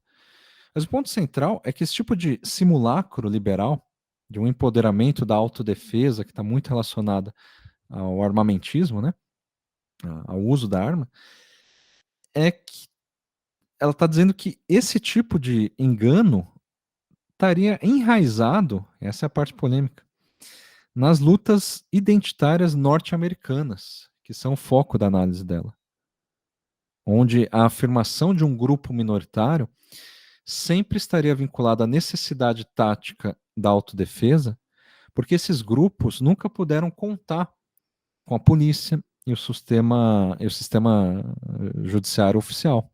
Eles precisam se autodefender. O que acontece é que quando esses movimentos incorporam a autodefesa enquanto principal estratégia de sobrevivência, eles acabam reativando e, portanto, reforçando a mesma estrutura estatal e hegemônica que historicamente os persegue e os oprime. De que maneira isso acontece? Isso acontece na medida em que essas práticas de autodefesa desembocam com frequência em uma luta armada e separatista do tipo guerra civil, o que vem a justificar a necessidade de uma proteção estatal, né, para acabar com isso.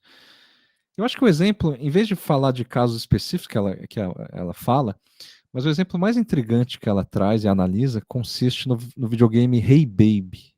Não sei se já ouviram falar. Hey Baby já é antigo, né? Ele é um videogame indie, né? Ou seja, não foi distribuído, não foi comercializado. O que é o Hey Baby? É um jogo de tiro em primeira pessoa, no estilo Doom, sabe? Que tem a pessoa ali que fica caminhando com a arma, mas que tem como protagonista uma mulher que porta uma metralhadora e que precisa atirar nos homens abusadores que vão se aproximando dela. Então é como se fosse um Doom feminista. Então você tem uma mulher ali com a metralhadora e os homens chegando para assediar ela. Então a proposta do jogo é mostrar que a experiência do abuso sexual, do assédio, é uma experiência cotidiana e vivenciada diariamente por quase todas as mulheres. A Dorlan vai criticar nesse jogo não essa proposta, mas o imaginário pelo qual esse jogo representa essa experiência de assédio. Então o problema que ela vê não é a ideia de fazer justiça com as próprias mãos, mas o imaginário típico e distorcido da situação em que o assédio se dá.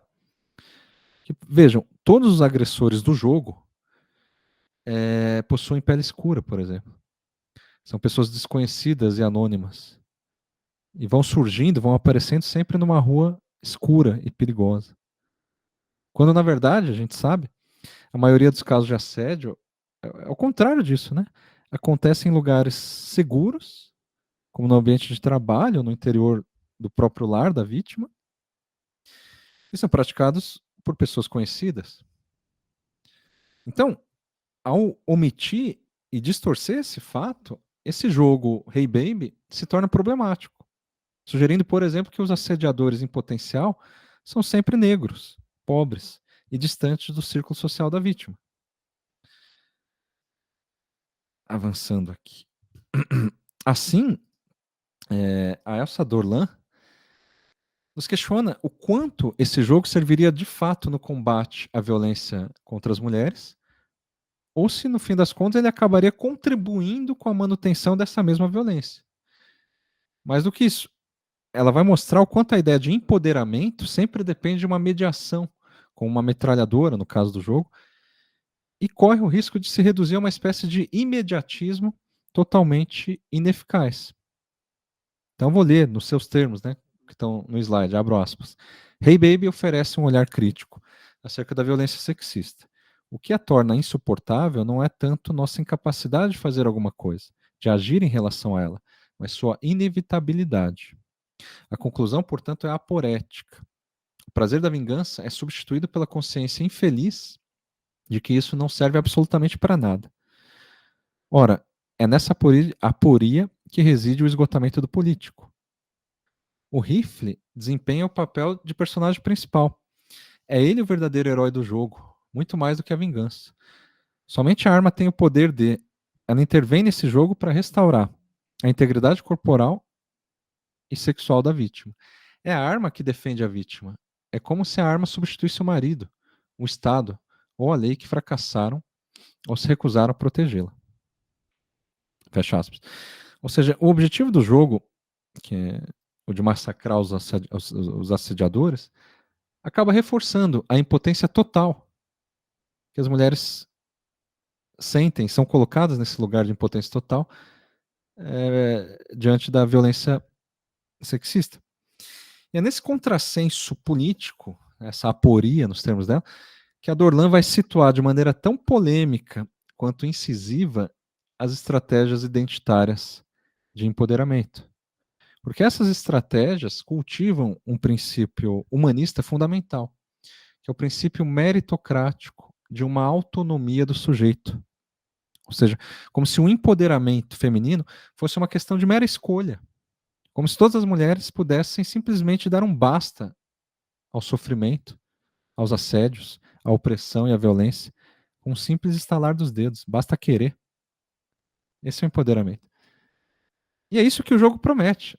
Diante do assédio, qualquer mulher teria o poder de se defender, basta ter uma arma. Uma arma que, no entanto, apenas reitera o lugar de absoluta impotência que é tradicionalmente reservado às mulheres. E isso por meio da promessa insidiosa de que o empoderamento é uma questão de escolha, de mérito próprio, de força de vontade.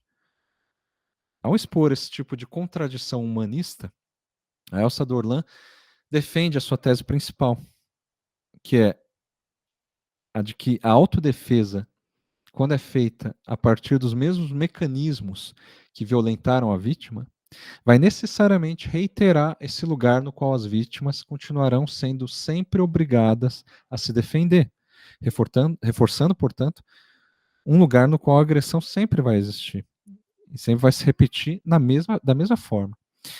Esse é um argumento bastante similar ao que o Foucault, por exemplo, já havia feito, né, em vários cursos dele em relação às práticas de resistência e contra-conduta enquanto elementos internos e nunca externos ao sistema contra o qual essas práticas se insurgem. Então, a Elsa Dorn vai salientar em vários momentos do livro que todas as defesas possíveis contra determinada forma de opressão já estão previstas no jogo de forças que institui essa forma de opressão. Então, a estratégia mais efetiva para ela não é simplesmente insistir nesse jogo de forças, mas é, antes de tudo, expor as regras que sustentam esse jogo de opressão e violência, de modo a criar uma ação não prevista e, portanto, uma subversão do jogo. Quais seriam essas ações possíveis, não previstas? As performances drag queens, por exemplo. A Judith Butler mostra claramente isso, né? Mas também a apropriação dos direitos humanos numa revolução haitiana, por exemplo, ou numa revolução iraniana, como fez Foucault. Ou apenas mostrando que alguns direitos fundamentais que nós temos no Brasil, como o direito à moradia, à educação, à alimentação, sempre foram na prática não um direito, mas um privilégio de poucos. Então, percebe? O que está previsto é a gente requerer esses direitos, mas então como é que esses direitos já são garantidos? Não são. Avançando. Eu tô meio apressado, gente, mas é porque eu não sei se eu vou dar conta aqui de tudo. Eu já tenho insistido nisso. Veja, eu poderia mencionar aqui ainda uma série de pessoas, como, sei lá, a Nise da Silveira, não sei se você conhece, que liderou a luta antimanicomial no Brasil, contra, inclusive, a lobotomia, que ganhou o prêmio Nobel, né? A Nise da Silveira não ganhou o prêmio Nobel, mas o cara que inventou a lobotomia ganhou. Mas eu resolvi destacar dois exemplos pontuais que, a meu ver, representam muito bem uma estratégia pós-humanista. E vejam bem, a ideia do pós-humanismo é menos uma filosofia sentido teórico e tradicional da coisa, do que uma estratégia mesmo. Eu acho que isso está claro. Eu elenquei ali no slide 2 documentários que servem como introdução para quem nunca ouviu falar dessas duas pessoas. A primeira é a Marsha P. Johnson, né? Também conhecido como Black Marsha. Foi uma drag queen, uma prostituta, e uma das ativistas mais importantes da revolta de Stonewall, por exemplo, conhecida em 1969, mas também foi uma ativista importante do movimento ACT UP, as pessoas com AIDS, nas décadas de 80 e 90. E ela foi fundadora de um instituto chamado STAR, que era uma casa de acolhimento de travestis e transexuais sem teto. Eu acho que a atuação pós-humanista dela reside nos confrontos que ela promovia contra, principalmente, as feministas da sua época, cujas pautas ainda excluíam a comunidade LGBTQIA+. Sendo que a teoria queer vem depois, né, só posteriormente, fundamentar essa luta, que já era feita pela Marsha P. Johnson. Então, a teoria queer vai destacar a noção de sexualidade em detrimento do conceito de gênero. Mas, assim, a Marsha P. Johnson, ela justamente, para mim, ilustra muito bem essas ações não previstas. Ou seja, nem pelo movimento feminista, nem pela polícia. Esse documentário mostra um pouco isso. O segundo exemplo é a Nina Simone, né? Talvez seja mais famosa, não sei se vocês conhecem, que foi não apenas uma cantora, compositora, instrumentista brilhante, ela foi uma pianista brilhante, né? Mas também ela foi uma ativista proeminente, né? Engajada na luta pelos direitos civis, ela foi ligada ao Malcolm X, os Panteras Negras. E o que me chama particularmente mais atenção nela é a força das letras que ela compõe. É uma força que não depende de valores humanistas. Até porque ela teve uma vida muito conturbada, né? Assim, desde o sonho dela, olha que interessante, o sonho dela era se tornar uma pianista clássica. E ela estudou a vida inteira piano na igreja para conseguir fazer um teste de admissão em alguma faculdade de música. E ela chegou a fazer esse teste e foi reprovada em todas as faculdades. E não porque, obviamente, ela tocava mal, é porque ela era negra. Daí é por isso que ela começa a tocar jazz nos né? Nos bares e tal. Quer dizer, mas veja, o sonho dela, de certa forma, era se tornar uma instrumentista clássica, né? Assim, instrumental propriamente. Só que o grande problema foi porque ela se casou com um policial. Assim, a gente não consegue entender por que ela se casou com um policial. Um policial que não apenas a violentava diariamente, como também tinha a exclusividade dos royalties de toda a obra musical da Nina Simone. De tal forma que quando ela decide finalmente se divorciar dele, ela fica pobre, cai no ostracismo, perde a guarda da filha para ele. Enfim, tem um destino muito triste e depressivo. E uma música como I Got No, I Got Life, por exemplo, que eu separei aqui para dar um respiro para vocês, eu acho que ilustra tanto aquele princípio de inexistência do Fanon, mas também o tipo de existência positiva e pós-humanista que pode surgir a partir disso. Eu acho que, assim, a Nina Simone traduziu isso de maneira muito forte. É esse tipo de força que eu estou querendo destacar nela. Eu vou tentar reproduzir aqui para vocês. Eu fiz um teste antes e deu certo. Não significa que vai dar certo de novo. Mas vamos lá. Me avisem se estiver dando alguma coisa errada, por favor.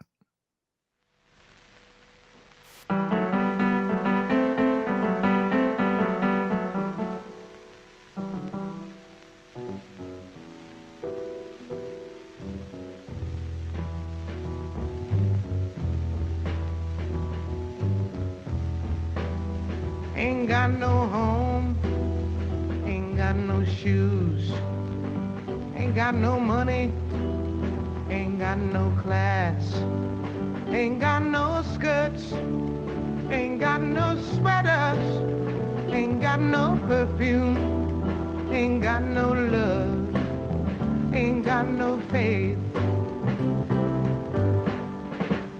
I ain't got no culture, ain't got no mother, ain't got no father, ain't got no brother, ain't got no children, ain't got no aunts, ain't got no uncles, ain't got no love, ain't got no mind.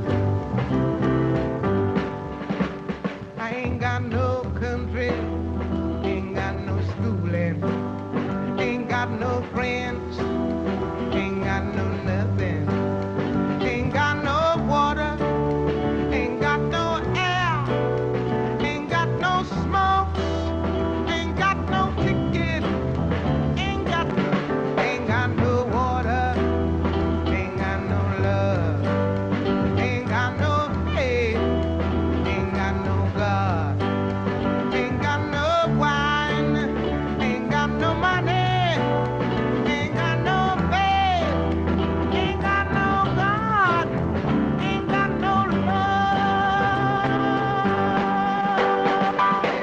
And what about God? Why am I alive anyway? Yeah, what about God? Nobody can take away. I got my hair, got my head, got my brains, got my head, got my eyes, got my nose, got my mouth. I got my sense. I got my arms, got my hands, got my fingers, got my legs, got my feet, got my toes, got my liver, got my blood. I've got life. I've got a life. I've got a headache and toothache and bad times too, like you. I got my hair, got my head, got my brains, got my ears, got my eyes, got my nose, got my mouth. I got my smile. I got my tongue, got my chin, got my neck, got my boobies, got my heart, got my soul, got my back. I got my face. I got my arms, got my hands, got my fingers, got my legs, got my feet, got my toes, got my liver, got my blood. I got life. I got my freedom. Oh, I got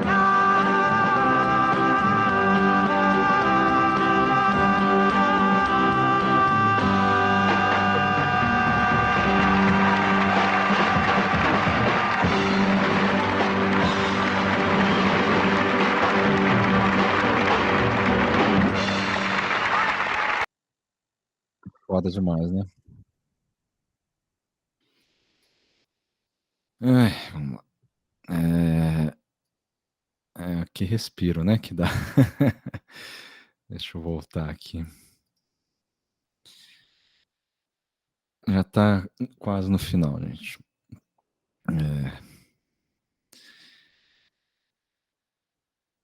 Vamos lá. Para finalizar, eu quero tentar resumir tudo o que a gente viu, né, hoje nessa pergunta.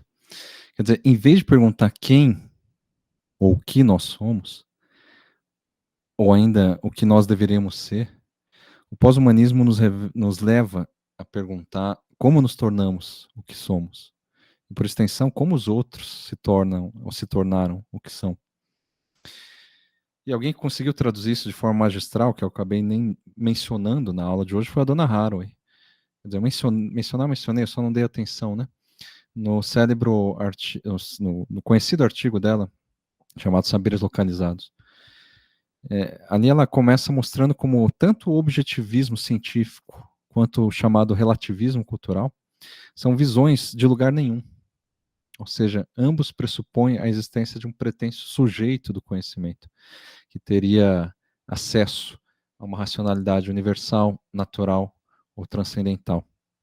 E quando ela propõe a ideia de saberes localizados, não é no sentido de que tudo depende de um ponto de vista, como no exemplo do elefante branco que eu dei na última aula, né?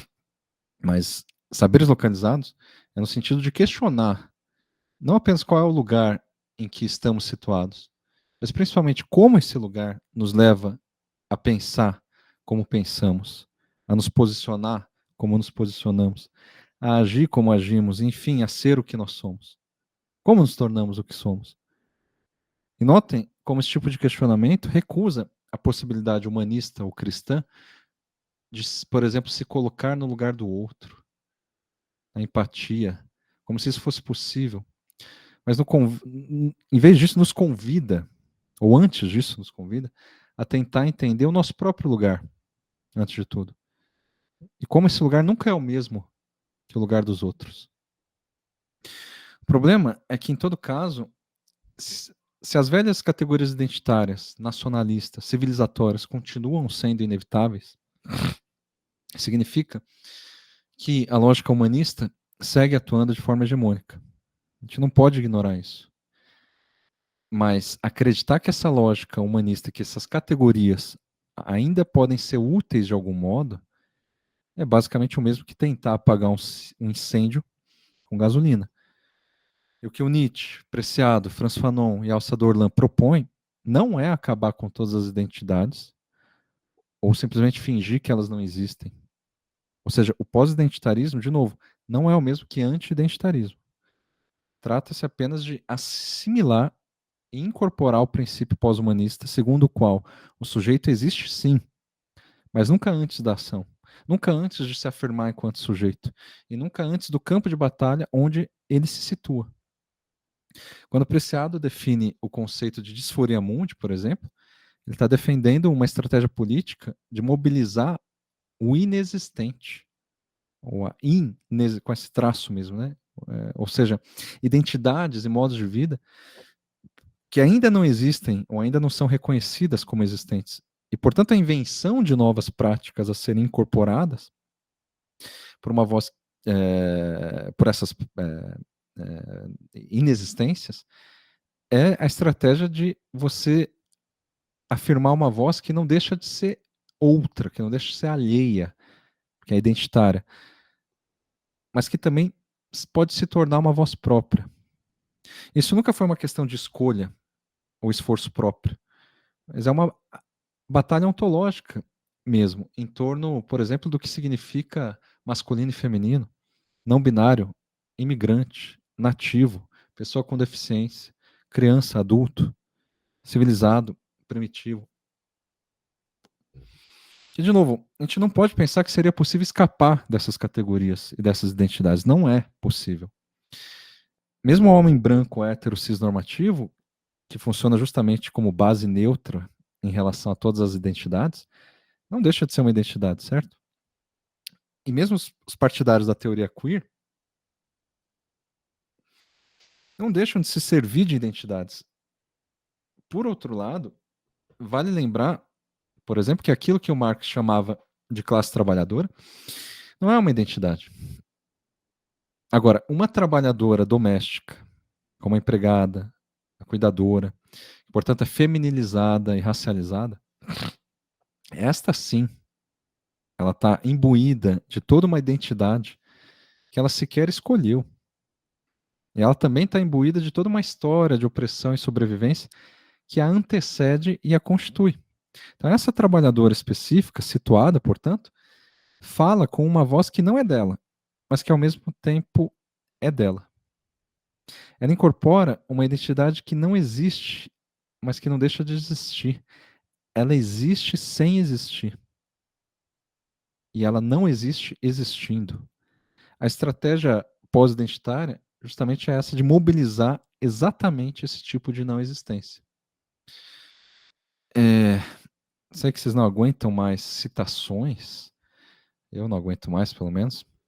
Mas agora sim, para finalizar de fato, eu selecionei alguns trechos do De Soria Mundi, mas desta vez do último capítulo, que se chama Carta aos Novos Ativistas, que para mim é a parte mais bonita do livro, onde o Preciado se dirige aos leitores como uma espécie de professor, portanto, como se ele estivesse falando com jovens estudantes.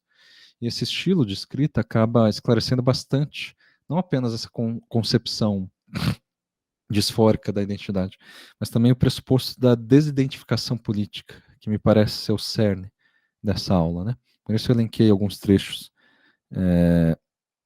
que eu quero ler junto com vocês. Abro aspas. Até agora, vocês foram ensinados a ter vergonha de sua inadequação e disforia, mas sua história de opressão é a sua riqueza. É preciso estudá-la e conhecê-la, fazer dela um arquivo coletivo para a mudança e a sobrevivência. A disforia é a sua resistência à norma. Nela reside a potência de transformar o presente. Somente o saber que brota desse trauma e dessa violência, dessa vergonha e dessa dor, dessa inadequação e dessa anormalidade, pode nos salvar. Não lhes posso dar muitos conselhos úteis para um tempo de mutação como o seu. Só posso lhes dizer, visto que sou um mutante e toda a felicidade que conheci veio pela mão dessa condição, que abracem intensamente a mutação em lugar de pensar na reforma das instituições existentes. Já perdemos muito tempo nos integrando à cultura capitalista e heteropatriarcal dominante, lidando com suas linguagens, negociando pequenas margens de manobra, perdendo tempo demais com as políticas identitárias e com o feminismo conservador. Tem mais. Vocês não são nada do que eles e elas de todo tipo se esforçam para nomear. Vocês são o ânus e a vagina universais. E nada disso precisa ser provado ou defendido. Simplesmente é. Não estou dizendo que é fácil. Sei de onde vocês vêm, pois não esqueci de onde vêm. Sei que a vida não nos tratou nada bem. A bem dizer, fez questão de impedir nossos passos e cortar nossas asas. Pense em vocês que crescem como crianças e adolescentes não binários, em famílias católicas, judias ou muçulmanas. Conheço a verdade, conheço o medo que sentem. Pense em vocês, meninas afeminadas, que vivem em lugares onde o alarde da conquista heterossexual, a força e a violência são obrigatórias para aqueles corpos que foram marcados como masculino desde o nascimento. Em vocês que querem ser chamados por outros nomes por seus pais, professores e pelo sistema da saúde pública, sistema de saúde médico. Em vocês que esperam por meses para ter acesso legal aos hormônios ou aos anos para obter uma identidade de gênero administrativa. Eu me pergunto, onde estão vocês? Em que centro de internação? Em que clínica? Em que trincheira? Em que solidão? Em que enclausuramento? Que silêncio guardam em seu peito? Que palavras não podem dizer?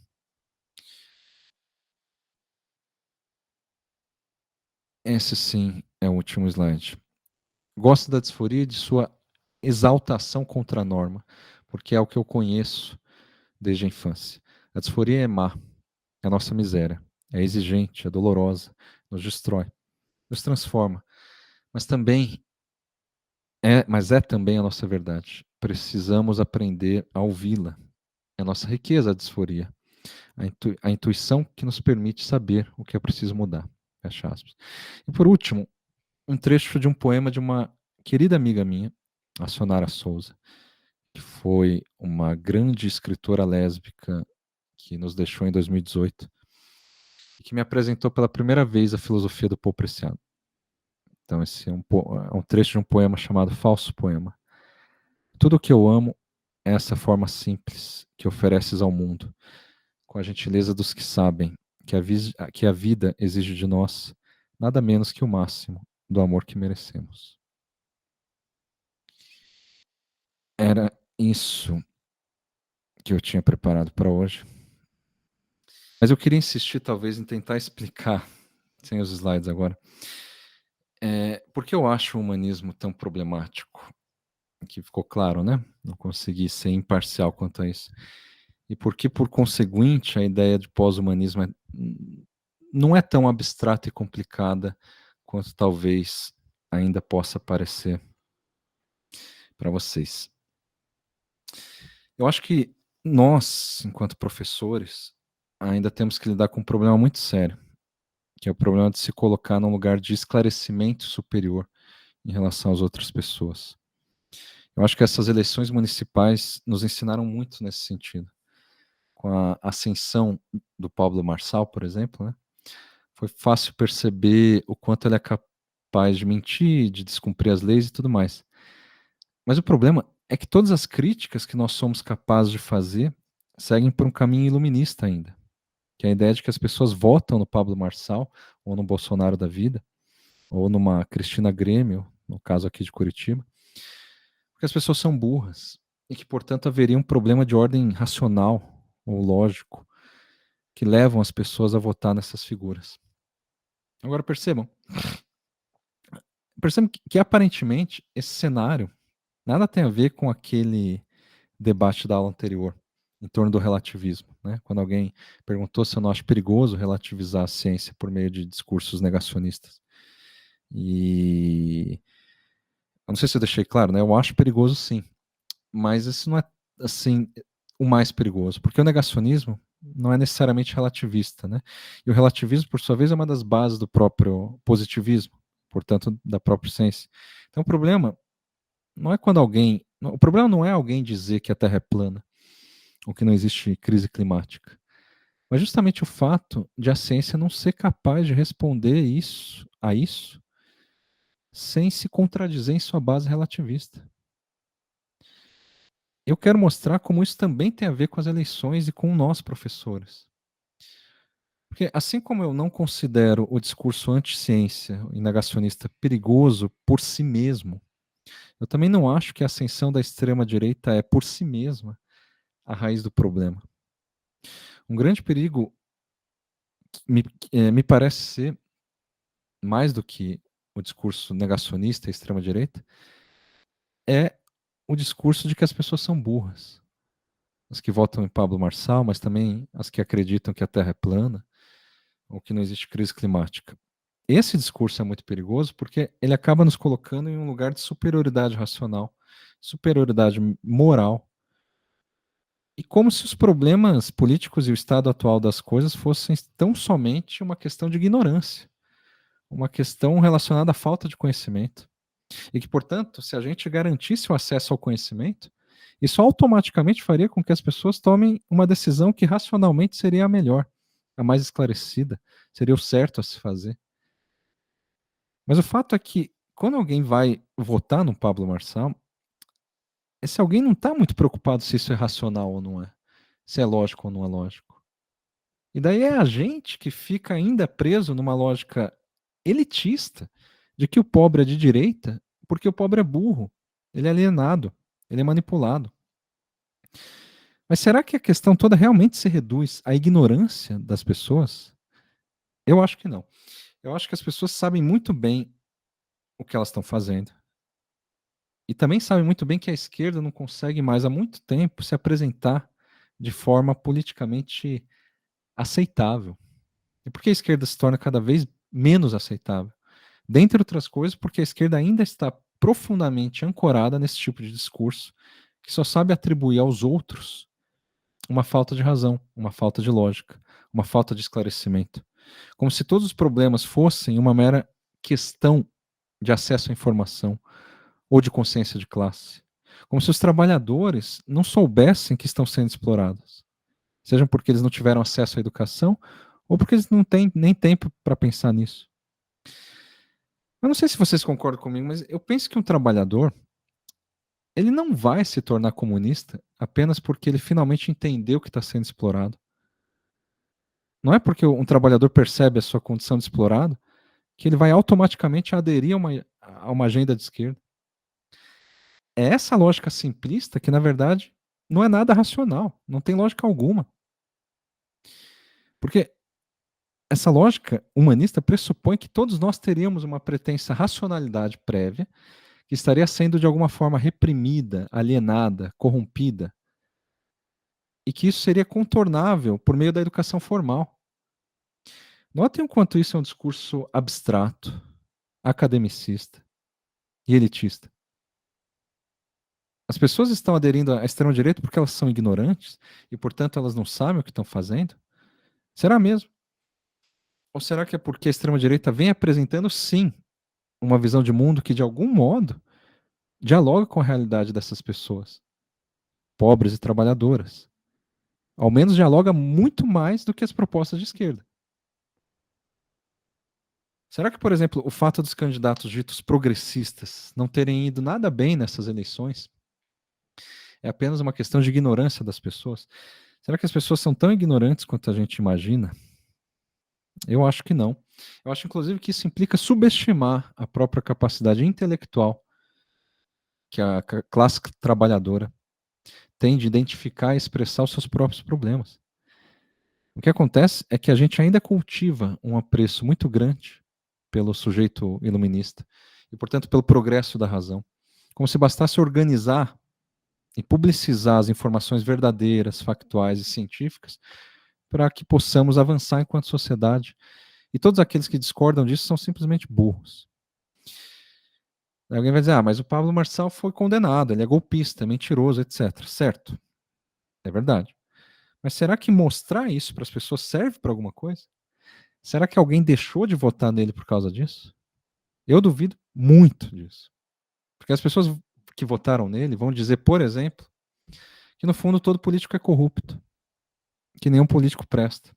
E que pelo menos esse cara vai fazer isso ou aquilo que talvez acabe ajudando certa comunidade que sempre foi totalmente ignorada pela esquerda. Então, onde está o problema? O problema está no povo que não entende o que a esquerda está propondo, porque o povo é burro. Ou o problema está na esquerda, que ao se manter nessa perspectiva iluminista, humanista e progressista, já se tornou incapaz de compreender as ambições e os problemas da população. Então percebam que a política nunca foi uma questão racional de qual é a melhor escolha, qual é a melhor alternativa, qual é a estratégia mais lógica e mais inteligente. Nunca foi sobre qual é o melhor candidato ou o melhor projeto de governo. E a gente tem que admitir que alguém como Pablo Marçal sempre soube disso. É importante lembrar que a maioria da população não podia votar até 88, 1988, que foi quando se legalizou o voto dos analfabetos.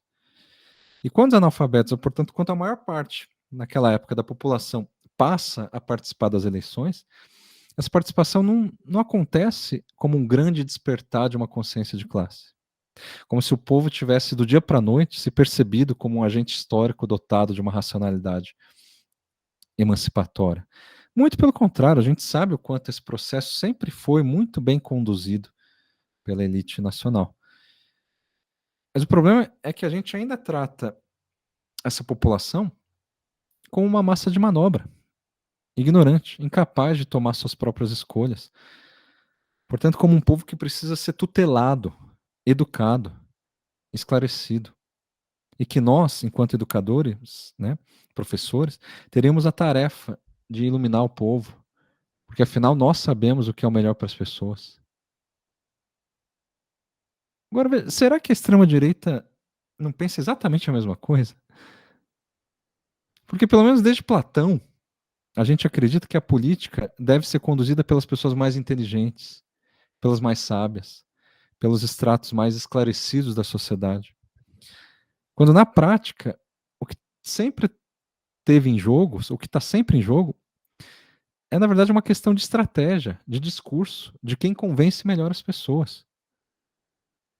Por exemplo, o caso do Boulos, agora em São Paulo. Não sei se vocês viram, ele incorporou recentemente em seu plano de governo várias propostas da Tabata e do Pablo Marçal também. E a pergunta é, será que essa decisão dele de incorporar essas propostas foi baseada num cálculo puramente racional, como se ele tivesse realmente reconhecido algum valor nessas propostas? Ou será que foi um cálculo mais estratégico, que inclusive contradiz muita coisa da esquerda, apenas para angariar mais voto para ele? Segundo o próprio Boulos, não. Foi uma decisão puramente lógica. Ele quis juntar o melhor dos dois mundos, né, o melhor da esquerda e da direita, em nome do progresso, em nome do que é melhor para São Paulo. Alguém aqui acredita nisso? Por isso eu repito, a gente precisa entender, de novo, nunca foi sobre a melhor proposta, sobre qual é o melhor candidato, o que é melhor para São Paulo. A questão é melhor para quem? E principalmente, como você convence uma população de que isso ou aquilo é melhor para ela? E parece que a esquerda e a maioria de nós, educadores, simplesmente ainda não entendemos, a gente não consegue entender isso. A gente insiste em pensar que as pessoas deveriam saber racionalmente o que é melhor para elas. E se não sabem, é porque não estão esclarecidas o suficiente, ainda não acessaram a verdade. E, novamente, por que será que tanta gente votou no Pablo Marçal? Será que é porque elas são burras? Ou porque ele conseguiu, de fato, apresentar um horizonte de mudança de vida, de transformação da realidade dos trabalhadores? Ele conseguiu apresentar uma proposta de um outro mundo. Vejam, eu não estou dizendo, obviamente, que ele conseguiria fazer o que ele propôs, mas apenas que ele conseguiu, sim, convencer muita gente disso, certo? Por isso, ou seja, as pessoas votaram nele racionalmente, sim. Por isso não é sobre quem é melhor, quem é pior, quem é mais inteligente e quem é menos inteligente. A questão é perceber o quanto o discurso da direita está conseguindo não apenas articular esses ideais de transformação da sociedade, mas, sobretudo, utilizar isso de uma forma muito mais política e politizada do que a esquerda. E assim eles passam cada vez mais o rolo compressor, né, em termos de popularidade e resultados eleitorais, enquanto nós permanecemos nesse apelo à racionalidade, esse apelo à razão, ao esclarecimento. Ou seja, vejam como toda essa ladainha progressista e humanista faz com que a classe trabalhadora se veja cada vez mais distanciada da esquerda. Porque essa ladainha já não tem mais a ver com a realidade concreta das pessoas e já não dialoga com o que as pessoas realmente pensam no seu dia a dia. É muito fácil para nós, e também é muito elitista, a gente dizer simplesmente que as pessoas estão cada vez mais alienadas. Assim a gente tira o corpo fora, assim como na novela do Kafka, né? E a gente ainda cultiva a ideia de que nós temos acesso a uma racionalidade iluminada. Agora percebam, que essa mesma ladainha progressista e humanista não é exclusiva da esquerda. Ela também é sustentada pelo setor mais tradicional da direita. Então, por exemplo, um projeto de lei como o arcabouço fiscal, que obviamente é péssimo para a classe trabalhadora, ele é defendido de que forma nos noticiários da grande mídia? Eles vão dizer que é uma questão técnica, é uma questão lógica, que é racionalmente o melhor caminho para a população é aprovar o arcabouço fiscal. Aí vem um monte de especialista, de economista, como o próprio Haddad, que é professor da FGV, do INSPER, da própria USP, defender esse tipo de coisa. E por mais que alguns setores da esquerda questionem o arcabouço fiscal, o que passa ainda sem nenhum questionamento é essa racionalidade pura. E mesmo quando a direita vem contestar isso, não pensem que a direita é simplesmente anárquica. Ela vai contestar essa racionalidade em nome também de alguma outra racionalidade. Vai ser em nome de alguma razão de ordem liberal, conservadora, religiosa, meritocrática, ou simplesmente coach. Ou seja, esse é o ponto que eu quero destacar. Tanto a direita quanto a esquerda permanecem presas, como Nietzsche falou, a uma razão moderna, humanista e universal. Por isso que notem, quando a gente acusa o discurso de Pablo Marçal, ou de um terraplanista, ou de alguém do agronegócio, como um discurso perigoso, enganador e ideológico, a questão que fica é, mas qual discurso não é ideológico? Qual discurso não é, de alguma forma, perigoso? Nós estaríamos isentos de ideologia? Agora, se em vez disso, a gente poderia perguntar, no lugar disso, de que maneira esses discursos da direita são capazes de refletir uma realidade a qual muitos trabalhadores têm acesso e por que a gente já não é capaz mais de fazer isso? Daí alguém pode falar alguma coisa como, mas o discurso da direita é um discurso pronto, é mais rápido e mais fácil de consumir. Estudar leva tempo, e o processo de conscientização política é muito mais difícil. Ora, vocês acham que a maioria dos trabalhadores concordariam com isso? Ou diriam que isso é pura ladainha acadêmica? Ah, mas se não concordam é porque são burros, ou porque não foram ainda esclarecidos. A gente chega a dizer que a gente é capaz de esclarecê-los. A gente chega para o trabalhador e diz o seguinte: estudar leva tempo. Quando na verdade nem a gente tem tempo para estudar, nem a gente tem tempo para descansar, nem para o lazer. E é assim que a gente cai nessa promessa humanista de esclarecimento e emancipação, não é capaz de segurar, de sustentar. Já passo a palavra, José. E que apenas reforça e naturaliza um regime hegemônico de verdade e poder.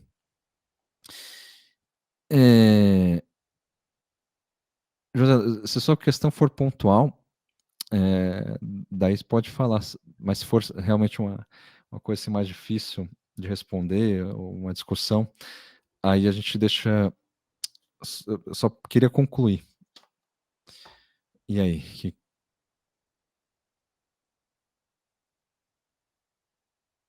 José Estevão? Bom, então eu vou prosseguir. Eu não sei se. Eu perguntei justamente se era uma questão mais pontual ou não. Mas, enfim. De que maneira esse regime hegemônico acaba sendo naturalizado e reforçado por essa ideia de esclarecimento e emancipação humanista, né? Pensar em outro exemplo. É só a gente lembrar do Conselho Federal de Medicina. Né? O nosso conselho aqui do Brasil. A gente pode questionar a credibilidade racional, científica e acadêmica dos médicos que fazem parte desse conselho? Não, a gente não pode. Mesmo porque se a gente questionar, a gente pode ser processado e preso, né? Mesmo que eles tenham, no entanto, recomendado oficialmente o uso da cloroquina durante a pandemia. Ora, eles são médicos, né? Eles sabem o que estão fazendo. Ou será, uma pergunta, esse discurso científico e médico também não pode servir para reforçar uma política negacionista e anticientífica? Outro exemplo, se a gente leva a sério os noticiários atuais da grande mídia, a gente vai acreditar que a economia da Argentina está indo muito bem. E que mesmo a economia brasileira vai muito bem. E que o governo atingiu índices de pleno emprego e tudo mais. Mas basta a gente olhar ao redor e conferir se as coisas estão indo tão bem assim. E a questão é, quem é negacionista aqui? Os jornalistas que noticiam essa mentira ou alguém que, como eu, vou contestar isso a partir da minha percepção empírica? Porque, vejam, não é que as pessoas não têm acesso à informação, embora, claro, muitas não têm acesso, de fato. Mas a questão é que as informações a serem acessadas na mídia, mas também nas escolas, nas igrejas, nas comunidades, não coincidem com o mundo empírico das pessoas. Porque essas informações sequer coincidem entre si. São informações que não corroboram umas às outras. Então, quando as pessoas olham ao redor e percebem que é cada um por si, no fim das contas, toda e qualquer lógica racional se torna irrelevante. Ou seja, como uma pessoa poderia ser racional e razoável quando as condições concretas da vida dela estão desmoronando pouco a pouco?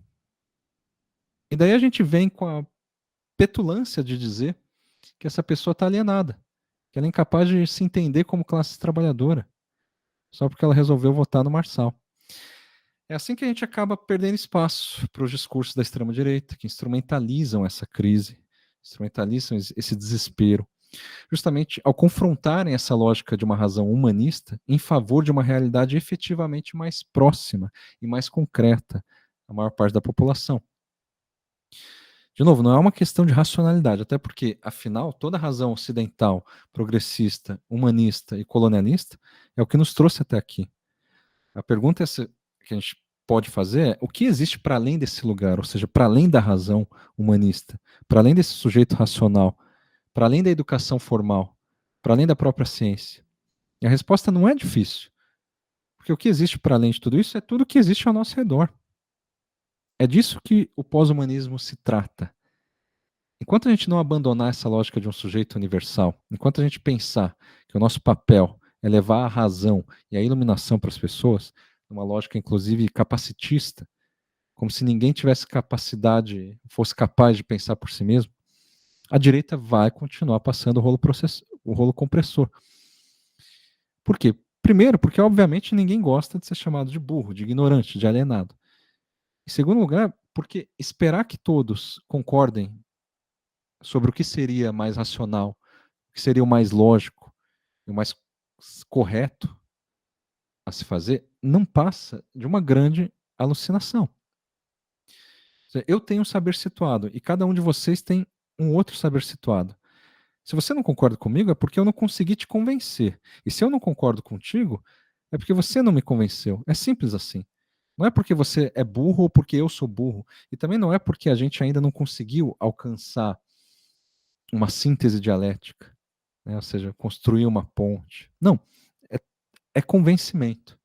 Então, para tentar agora assim, concluir, o principal problema é que essa lógica pretensamente humanista nos impede de perceber quais são as contradições constitutivas da nossa própria racionalidade, dos nossos próprios valores.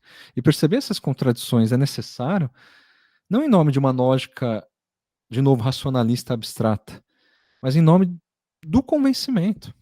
E, portanto, em nome de uma atuação política.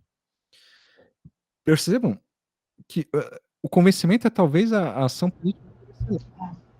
Vocês sabiam isso, Marcos? E boa parte do nosso esforço enquanto professores, não sei se vocês concordam, é um esforço de convencimento. E como a gente convence as pessoas? Certamente não é dizendo que elas são burras e que não conseguem enxergar o que de fato está acontecendo com elas. A gente sabe disso. A gente dá aula. Agora, a gente pode convencer levantando perguntas. Por exemplo, em vez de enfiar respostas prontas, goela abaixo dos alunos. A gente pode evidenciar o fato de que todos são capazes de se questionar, de elaborar um raciocínio por conta própria e nos apresentar uma visão de mundo que eventualmente vai contra toda a nossa lógica humanista.